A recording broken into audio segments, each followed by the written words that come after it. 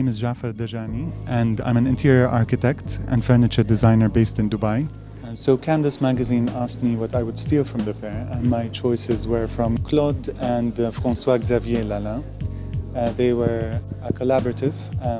One concentrated on vegetation and the other concentrated on animals. They started working together in the 50s and became more famous in the 60s and 70s when Yves Saint Laurent and Pierre Berger commissioned them. The piece that I would steal from the Piaget booth would be this exceptional 53.45 carat blue sapphire from Burma.